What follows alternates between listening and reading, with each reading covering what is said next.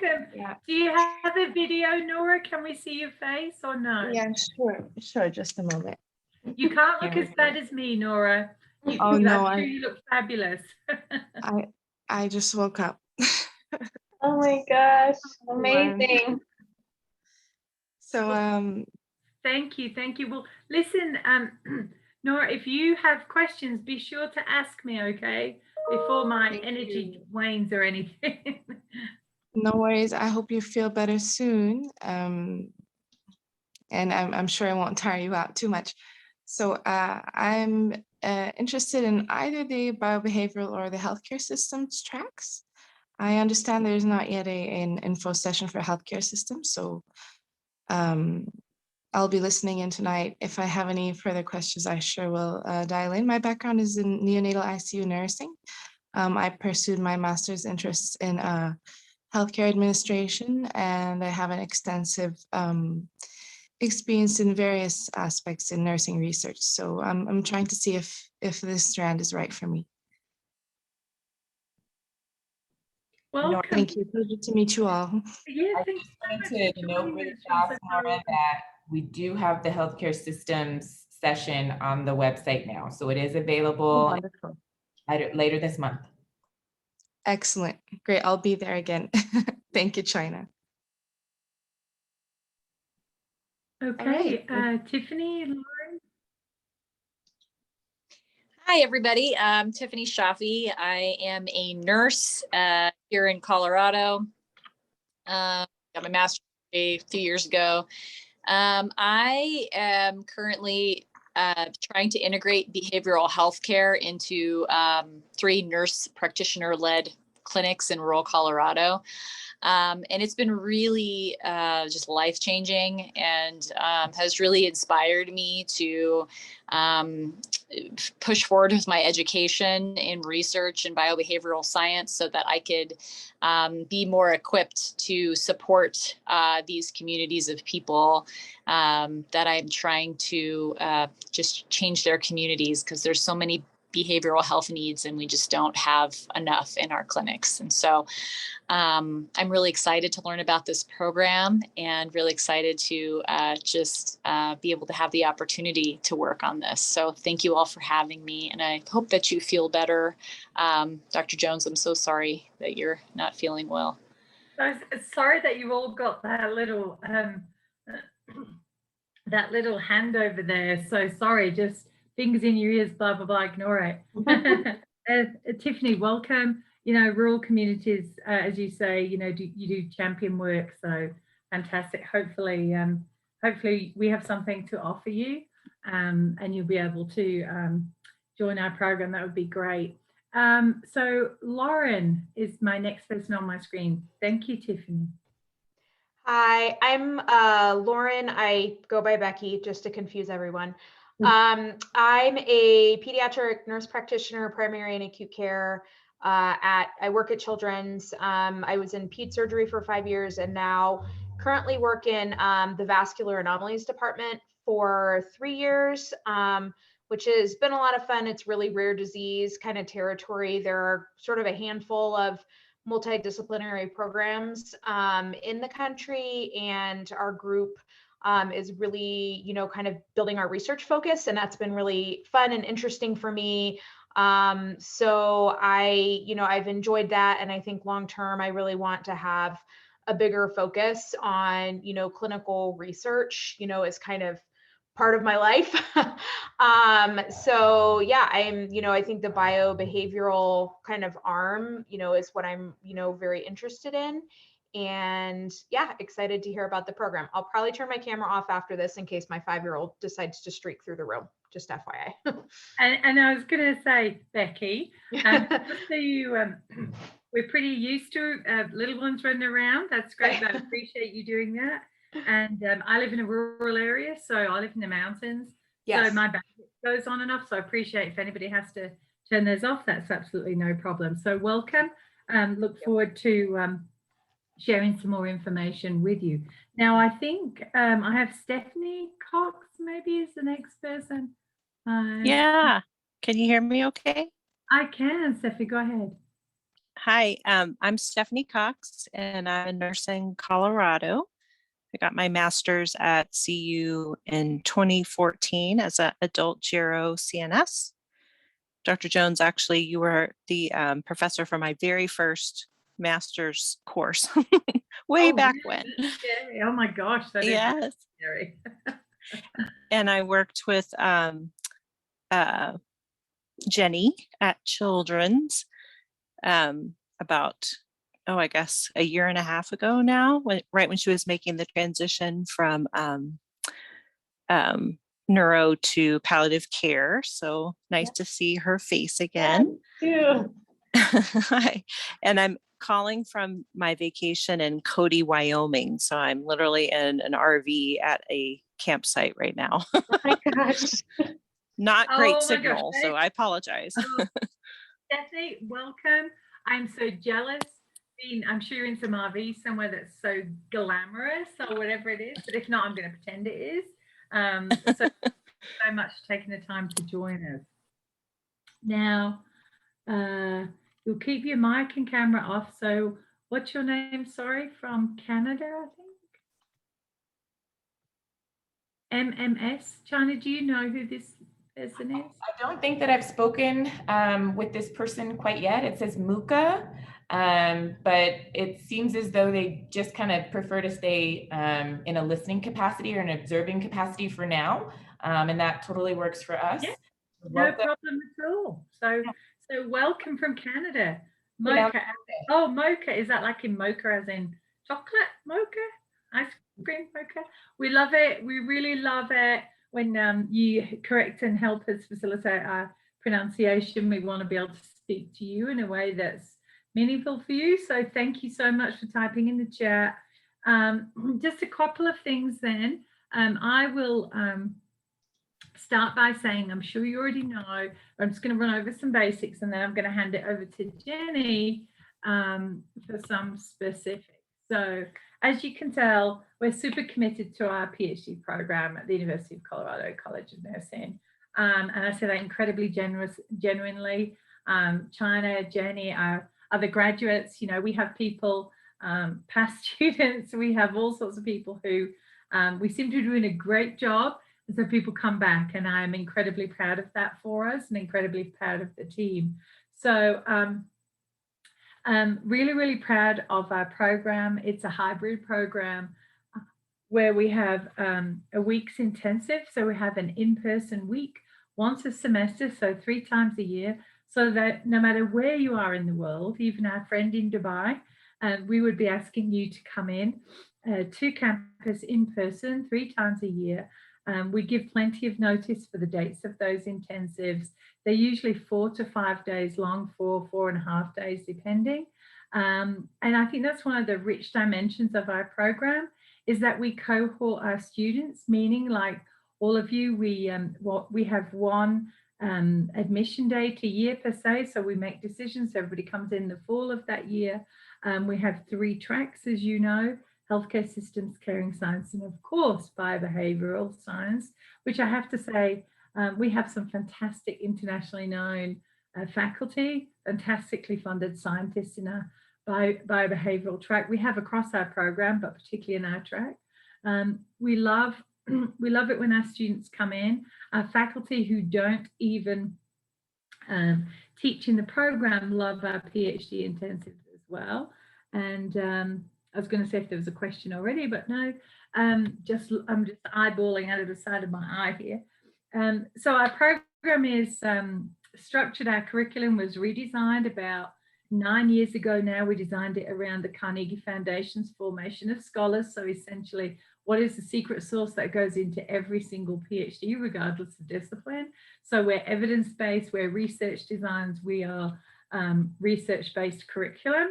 And we use that to design our curriculum, and used a very wisdom of crowds mentality, very much peer learning and peer expertise.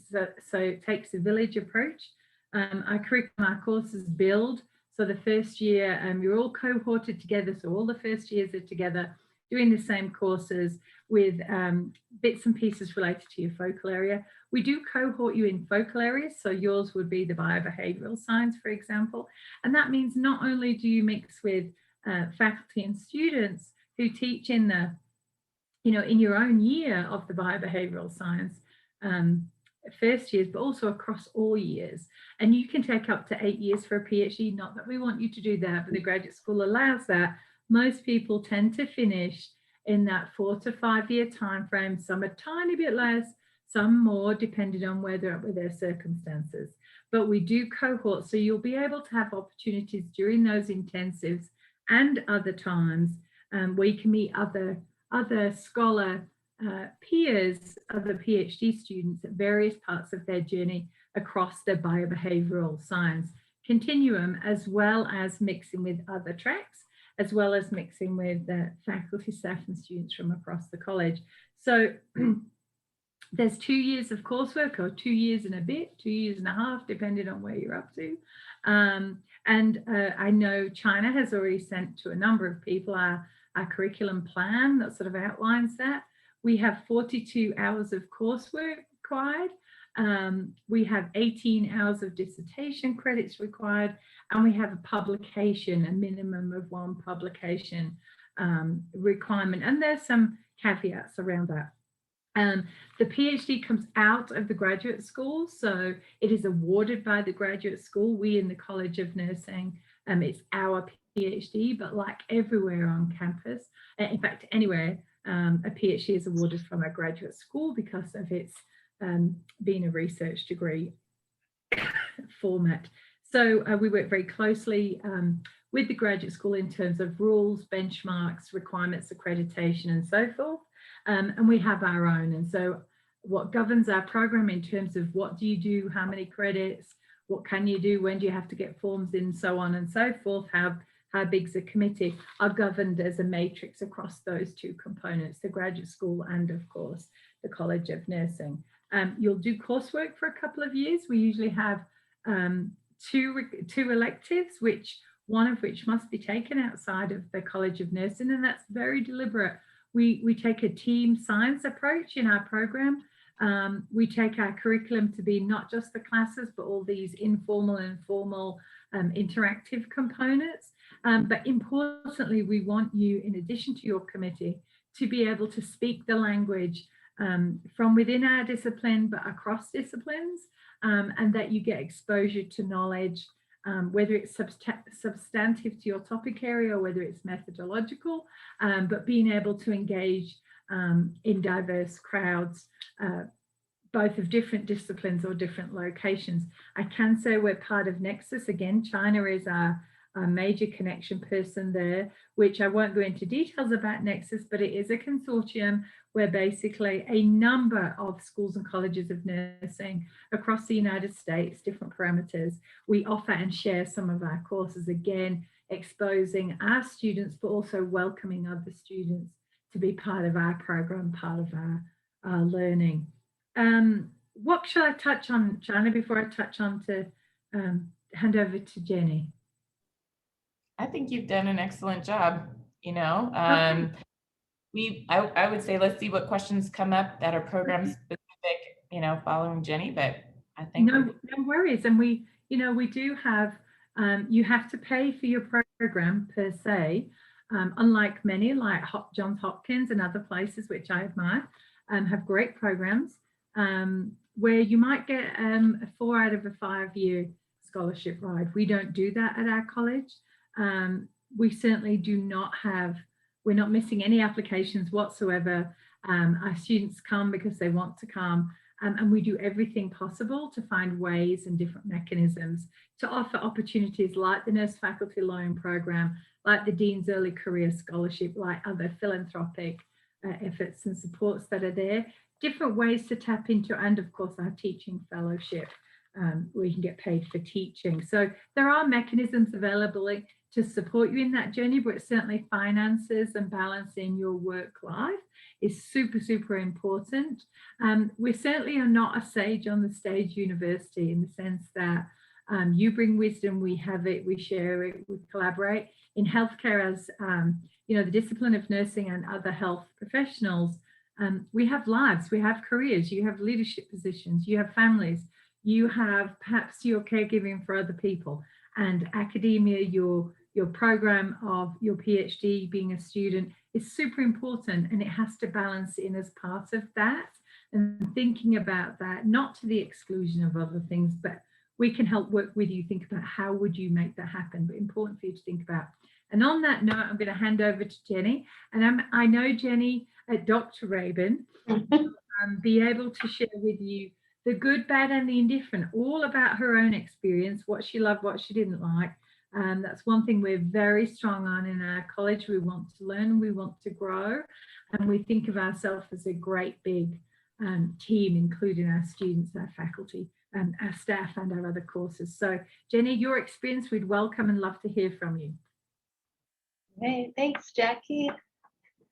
We're so lucky to have Dr. Jones as the head of our program. Just listening to her beautiful voice always makes me feel so happy. Not to mention her genius wisdom. I wondered if you guys, what would be more helpful if you want to hear like my journey in my life to get to PhD, or what it was like doing the PhD program.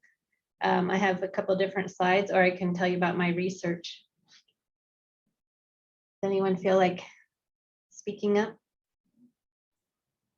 Can we do a little of both? You Yeah. feel talking about like maybe what led you to the PhD program, and then talk a little bit about your experience in the program with us, and talk then about what you're doing since finishing up. Okay, I'm gonna share my screen. This is the most boring PowerPoint ever. You guys will get so good at PowerPoints. If you're not, you already are, I'm sure, in your work lives, but you do a lot in the program. So I think it helps you to hear a little bit about how I got to the PhD. I grew up doing ballet and was a modern dance minor in college at Middlebury in Vermont, but was a French major. And I thought about med school, but I didn't want to miss living in Paris for my junior year. So then I took a year off and went skiing in Taos. And then I came back, went to grad school at Yale and got my master's in NP there in chronic illness, and was looking all over the country for a PNP job. I grew up in Boulder. I never thought I would move back to Denver, and luckily got a new grad job in neuro-oncology, and happened along to an amazing, well, I think first of all, grad school at Yale, we had to do, can you see my screen or no? Yeah. Grads at Yale, we had to do a thesis, which I think has fallen out of favor now in masters, but I don't know, with DNPs, they do a capstone. I don't know, but we had to do a rigorous thesis, which helped me learn how to do research and started me really loving it. And then coming here, Dr. Nick Foreman was really open to letting me do more research on creative arts therapy after my dissertation, or my thesis was on dance therapy for adolescents with cancer. And he also I learned about research with him, like being PI on protocols and just watching these kids that we take care of and being able to help one at a time, but realizing that I couldn't help them all if I didn't work on the bigger picture of research and making it a better system. So through lots of angst and ups and downs, I'm sure like all of you have thought about an MBA or a master's in public health, or what do you do next to get to further that desire? And I ended up, the things for me about PhD is I wanted to get it paid for. So like Jackie just talked about, and I didn't want to move anywhere or go anywhere. And I, because of having high schooler kids. And so this program here seemed like a good fit because of having faculty reimbursement being School of Medicine faculty. That gives you a couple, 6 credits a year. And then like Jackie said, I got, they're really helpful with looking for scholarships and grants. So I got a couple things from the College of Nursing, and then also the, one of the classes you take works on writing a grant, and I was able to get that from the American Cancer Society. So I'll tell you more about that. And then the other thing that I've loved, I really felt drawn towards the biobehavioral, and I didn't even understand the difference between the 3 tracks, but I just knew I was a biologic person, because that's what the idea of biology is what attracts me to kind of the joining of nursing and medicine in healthcare. And then I put on there dream big, because what I want to do next is use this terminal degree to get federal funding, multi-site grants to do larger studies. I took this, China gave me other people's slides that have given this talk before, and I loved this one. So it was Heather Gilmartin, who graduated a while ago, but she said there are certain personal characteristics associated with being a successful clinician, scientist, investigator. Be intensely curious and be profoundly dissatisfied with the current state of knowledge, and carry a profound desire to know more as a way of helping one's patients. And P.S. having personality characteristics associated with oppositional defiant disorder can be quite helpful. And then she says a pattern of disobedient, hostile, and defiant behavior toward authority figures and requests from adults, RA chairs, deans, management, best treated by mental health professionals, mentors, and family therapy or friends.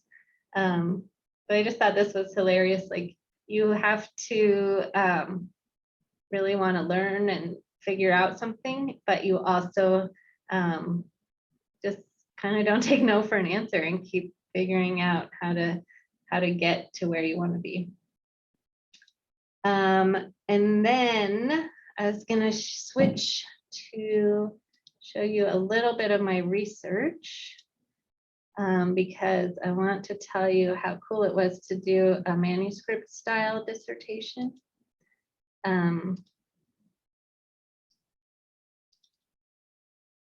And this is a PDF because it's easier to send that way. But I did my dissertation. I'm not gonna try to tell you each slide, but I overall was looking at creative arts therapy for kids with cancer. And I loved it because I got to include some of the art by the kids.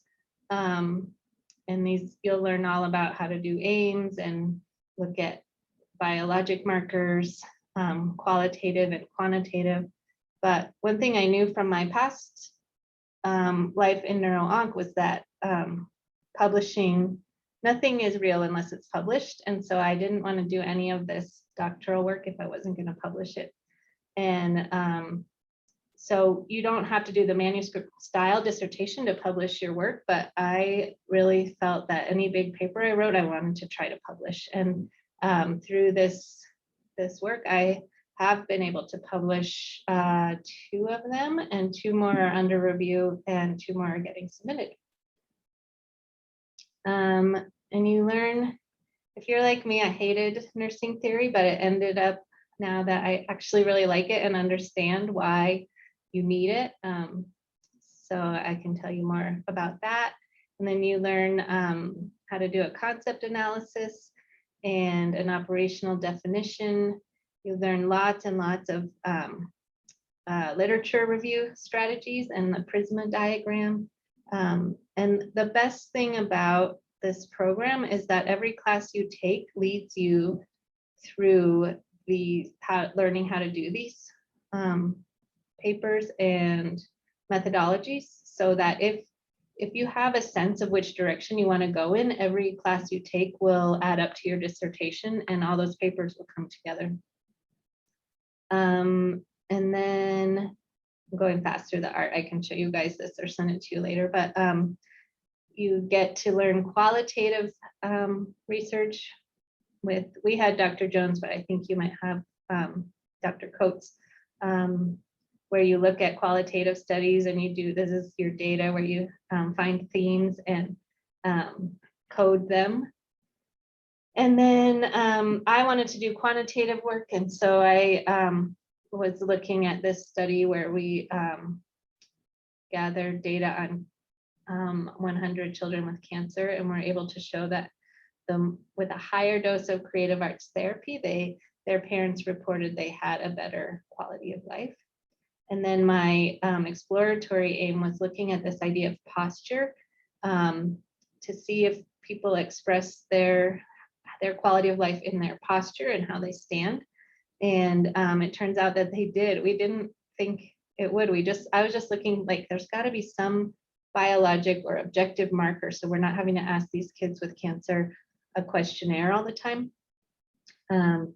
And our creative arts therapist said, I think they stand up straighter after I work with them. And so amazingly, they actually did. The higher dose people had better posture. And then we also looked at that. We looked at that longitudinally in one study, and then cross-sectionally, which means right at baseline, kind of comparing how it correlated with quality of life and the FACES scale. And here's some more art.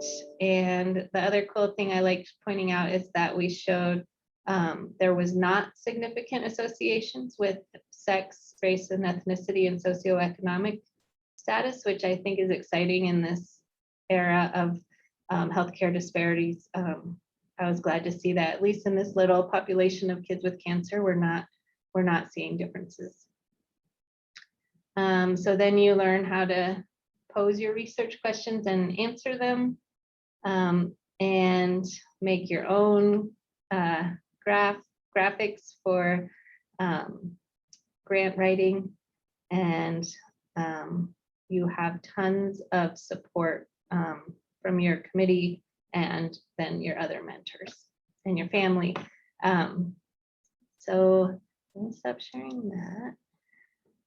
The thing I would say most is that most of us were working full time, and most of us had some kind of family crisis during it, and we still were all able to keep going. We all are finishing at different times, but for me, just like being a mom and working, they both make me better at the other thing. I couldn't do just being a mom or just working. Same with this PhD program, being in school and working. Whenever I got sick of one, I had the other, and that was a really nice balance for me. I know other people like Emily Barr will say, they promised me I could do this full time and I couldn't. So it just depends on your efficiency and your, if you have come in having an idea of what you kind of want to look at, the faculty will really help you shape it, but that will help you not have to repeat steps as you go. And I think that's the biggest advice I could give. But oh, and the meeting in person intensives are awesome. It feels awkward at first, but it's really nice to have some in-person time.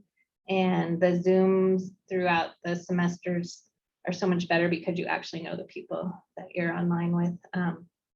And it was cool because I learned Zoom before the pandemic, and that helped with the pandemic Zooms.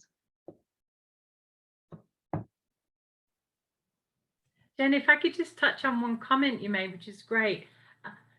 People often ask, you know, do I have to have my question fully formulated before I come or when I apply? Part of the, which is a great statement, Jenny, you know, part of the application process is, you know, thinking ahead like you are, really thinking ahead, exploring, am I really interested in a DNP? Am I really interested in a PhD?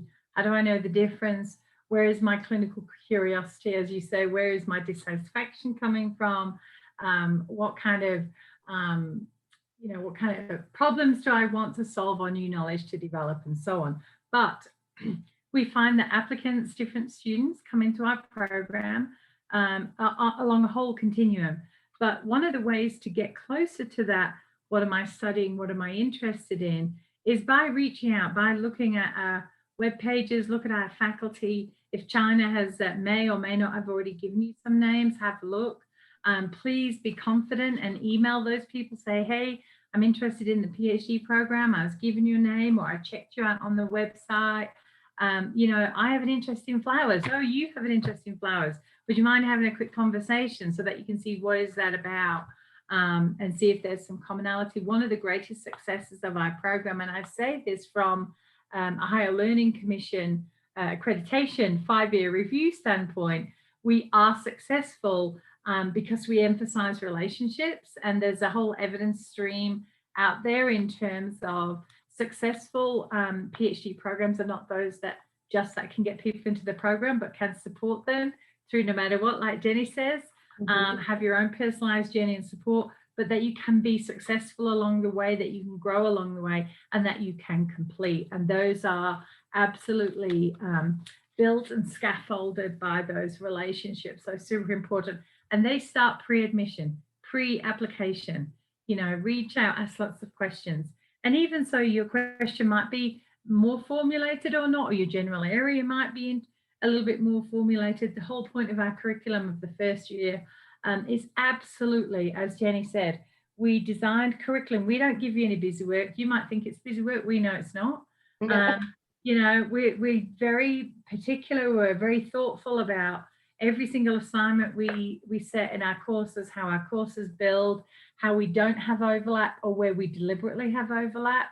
Where there's repetition or not, then they're deliberately built into our program. And it's so that you can build, refine, polish, go down a rabbit hole and come back and then go, oh, I know now I'm not doing that. And that's all part of that journey. So you'll have a first year advisor, and you'll build your committee towards comprehensive exam at the end of your second year, basically the end of your coursework. But do that early, think about it early. Who do I need? And think about team science. What's my ideas? What's my research? Where's it going? Who's going to help me? Who is going to challenge me? Who's going to push my thinking? And who's going to help me be connected in the field? Who's going to really challenge?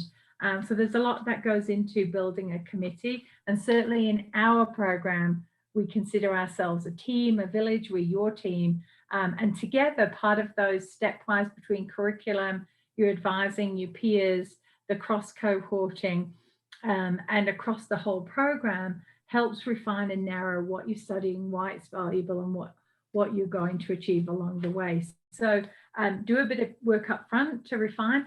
The reverse is true. If you have a super, super refined question, you will also be challenged to knock some of the edges off that, to really unthink your thinking, to really see, is that the right thing or not? Just because, to help you become unwedded to and unlearn and unknow what assumptions you think you have. So it's all part of the true.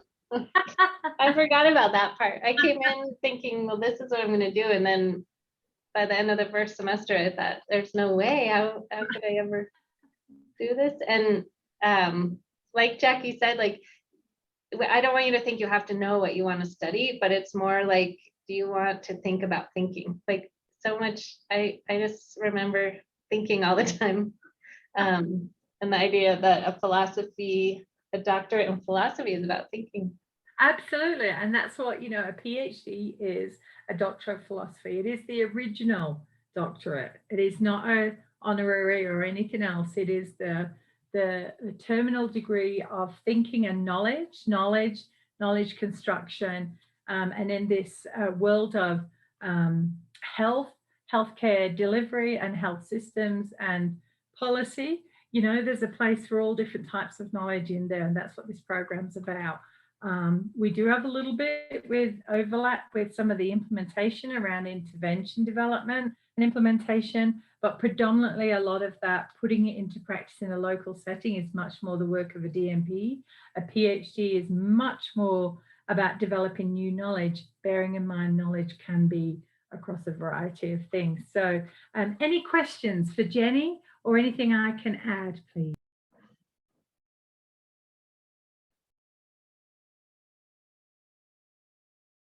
Scared them off, Jen. I know.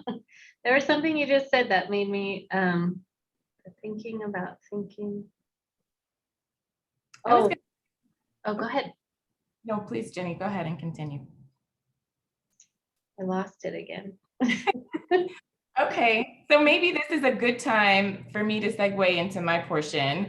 I'm kind of the bookend, right? So the bookends at the front and the beginning. I may have chatted with some of you all prior to, and really, I work in, and I'll get my portion of the PowerPoint ready to go. In essence, for me, we want to talk with you guys when, you know, when you're ready to kind of explore what comes next for me in my formal education, or why do I continue to kind of have this question? Something is burning in my mind. Can we get, you know, can we talk about how to get this addressed? Is there any literature that's out there? And in essence, you know, is this a terminal degree for me that's going to, you know, again, push the boundaries of what I'm used to, and again, further where I'm interested in going? So for us, we want you to explore with us. We want you to get started. And I'm here to kind of talk about what, you know, what formal steps you'll take at this point. So if you're ready to get started with us, in essence, our application cycle is going to open in a couple of months. So if you're ready, the cycle opens formally August 15th and runs through December 31st. In terms of eligibility, and let me see if I can get this presenting a little bit differently. There we go. In terms of eligibility, students who are BSN prepared or have a graduate degree and are typically are usually nurses, you know, will qualify for the program. There's a little asterisk there, and we'll talk a little bit about that as we continue. But again, have this interest that falls within a nursing domain that you truly want to explore. And then, you know, obviously you got to be able to meet the admissions requirements. So we'll talk about those formally here on the next couple of slides. The asterisk really does get to, we have some folks that are non-nurses that have been able to integrate into our program. Those students have been able to do so through our caring science focal area. I know today's session focuses on our biobehavioral science, you know, track. And so again, we're really paying close attention to those students who, you know, are interested in research around, you know, biologic biomarkers, behavioral, you know, things that you can seriously identify and track in the patient. So that's today's session. But as I mentioned, there are some other ways for folks to get into our PhD program and not necessarily have a nursing background. Our BS to PhD pathway is another way that students without a graduate degree can be integrated into our program. And then we also have an MS to PhD pathway, which is truly for students who want to earn their master's degree and will do so in one of our graduate specialties while earmarking their interest to the PhD program. In terms of admissions requirements, all of this is on our website. I don't want it to look too wordy, you know, look cumbersome or overwhelming by any means, but really we're looking at your previous undergrad and graduate degree. Typically that's a BSN and an MSN. So a 3.0 cumulative BSN GPA and a 3.5 cumulative graduate or MSN degree is what we're looking for those entering our program traditionally. We'll also have, we'll take a look at your previous education for certain prerequisite courses.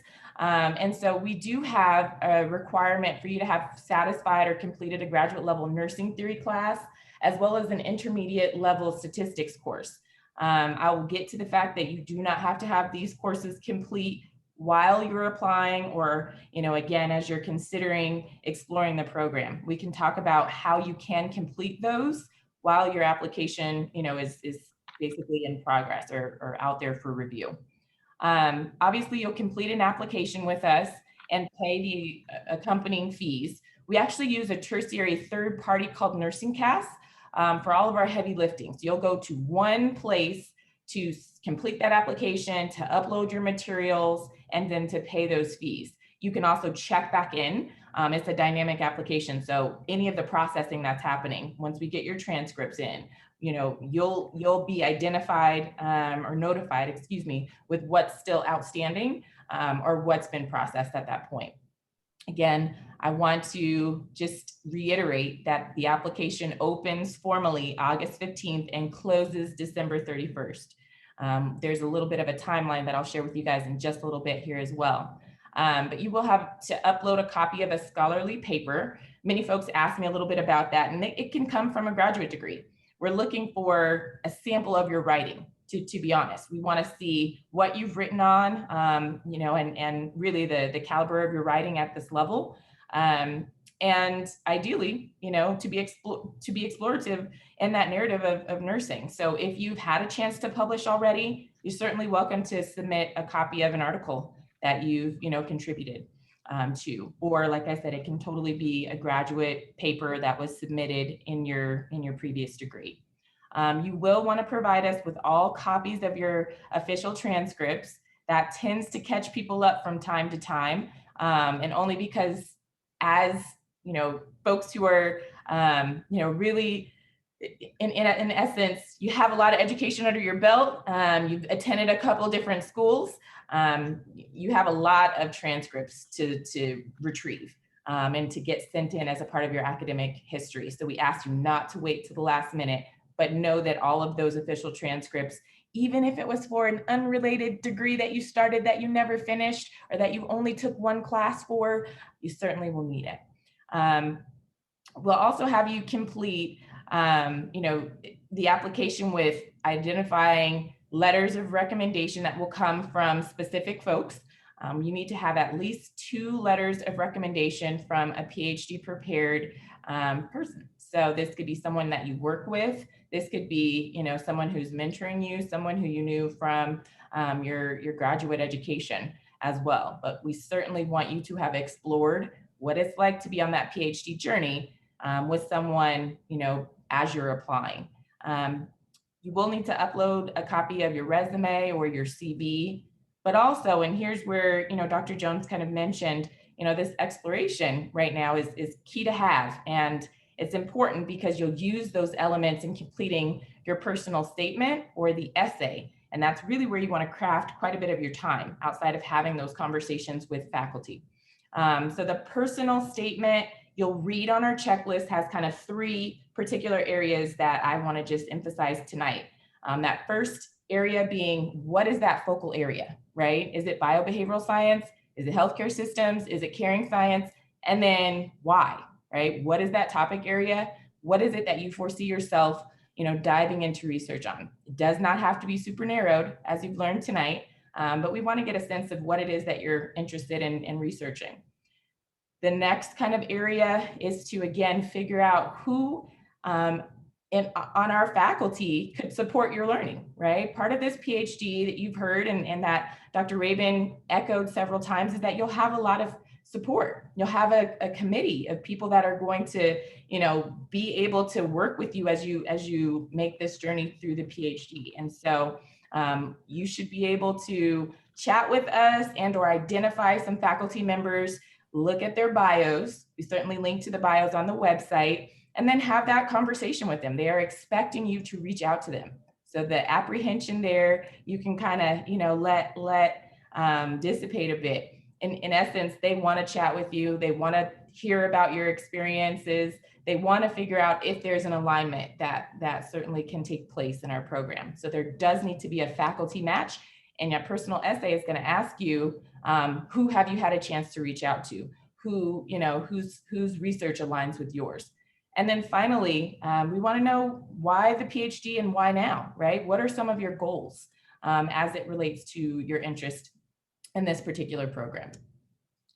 In terms of prereqs, I kind of talked about the fact that you do not have to have your prerequisites complete at the time of application. They can be outstanding, and you do have some options for how you can complete those prerequisites if you've yet to complete them. I know, for instance, that George Washington's program, particularly for midwifery, does not have a built-in graduate level nursing theory class. And so students who completed their program, you know, with George Washington, have to take a theory class with us or, you know, with an outside institution. And so again, we do offer a graduate level nursing theory course in both the fall and the summer semesters, as well as an inferential statistics course. Both of them are exclusively online. And as I mentioned, we offer them a couple of times a semester. So we can explore that in more detail, like I said, once you're ready to do so, if they're outstanding. Timeline. This is the piece that I really like to hone in on for students, especially at this juncture in the conversation. Right now, you should be exploring. Right now, you should be having conversations with us. Right now, you should be talking to faculty. Right now, you should be thinking about who can write my letters of recommendation if I choose to move forward. This is what you should be doing kind of early spring, right? These conversations started with several other students in January and will continue throughout kind of late fall, so November, kind of early December sometimes. I'm even still having conversations with students, but you should know kind of around that, that late summer, early fall timeframe if you're ready to apply, if you're eligible, if you're feeling comfortable doing so. As we continue on the November, December timeframe, you should certainly have already worked on your application and be ready to submit your application materials by December 31st. Nursing Cast will step you through all of these things, and you certainly don't want to wait till the last minute to try to get everything submitted. So you can also just kind of let things trickle in, order your transcripts, work on your essay, upload your resume. It's okay to do things piecemeal like that, but you certainly want to just make sure that you've got a timeline in mind about when these things should be complete. January through March of that following year, so in the next year, in essence, we will conduct interviews. Our interviews take place virtually. As we've been in this pandemic climate for over a year, we've had to adjust things like our intensives and as well as the way we interview students. But we are, again, moving forward to a point where we'll all be able to convene again and also have that interview take place on campus for students that, live here in Colorado and or wish to visit the campus at that time. So generally between January and March, we are holding or conducting those virtual interviews. And then in April, we've got to decide and get the information out to students with who we want to offer admission to. So typically by the 1st of April in that new year, we have an offer letter out to you. And then you're starting the program by late August with us. So in between April and August, we are getting formal matriculation kind of formalized. We're getting, your classes registered for, you're certainly going through an online orientation. We are preparing you for coming to campus for intensives if that's the case. Finally, are just a couple of tips, and then we can move into some questions. I know I see Stephanie's hand is raised, and I'm certainly going to get to your question there. But just some of the things that I want to just reiterate now, because time seems like, you've got months and months, but it will be upon us so soon. So get your Nursing Cast application profile created now if you can. Request your transcripts as soon as you can. Institutions have been closed, for some time. And so being able to get, catch it on the upswing is really my best advice. Get it as soon as possible. Sent over to Nursing Cast. Explore the faculty bios on our website. So we'll talk probably about you guys' interest and see what faculty we can recommend. And then, as I mentioned, have you started thinking about who who is PhD prepared? And then in terms of speaking with us, have you had a scheduled appointment with myself or with Dr. Jones or with faculty here? Have you had an opportunity to explore the program in one of these virtual information sessions? So these are the types of connections we want you to have to get your questions addressed before you move forward with an application. And then finally, think about how you'll pay. So you talked about some financial resources and some of the opportunities that we can offer from our end, but we certainly want you to be thinking about how you can pay for or how you plan to finance your education as well. And that is it. So I will stop sharing. And we certainly want to invite you all to come off of, your mutes, open your videos back up so we can answer or address your questions as you have them.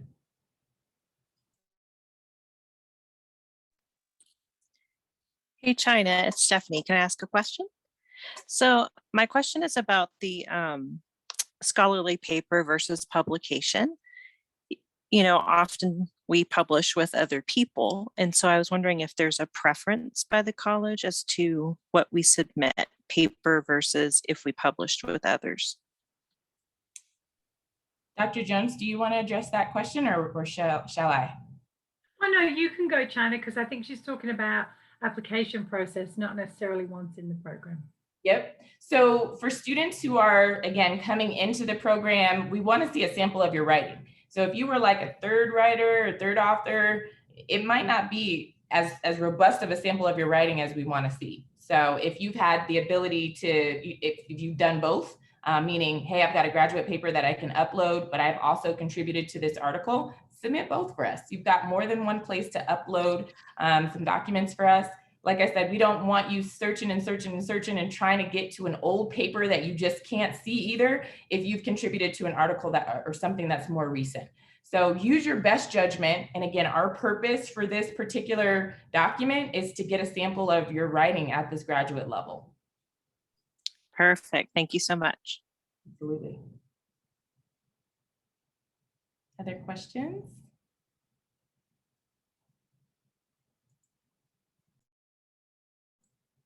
Have you all had a chance to explore some faculty bios or profiles on our website?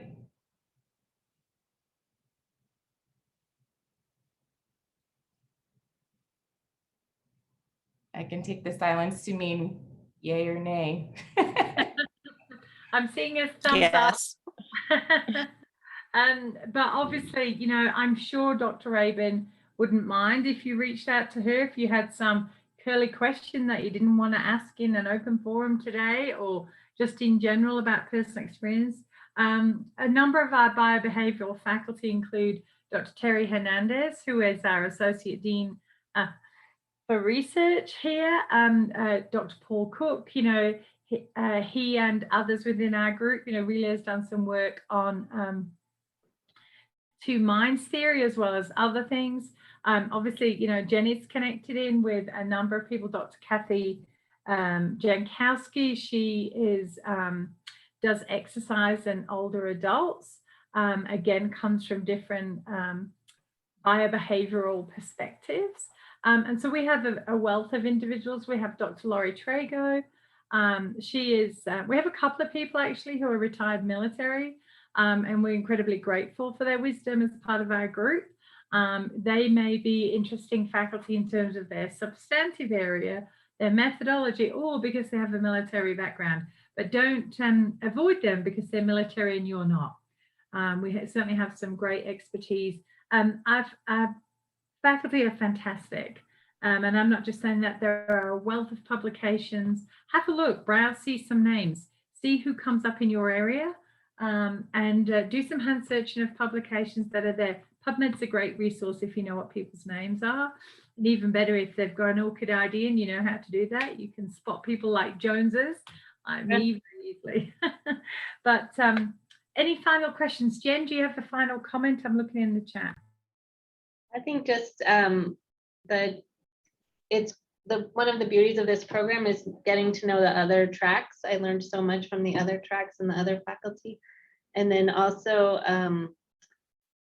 the other thing I was going to say, oh, I lost it again.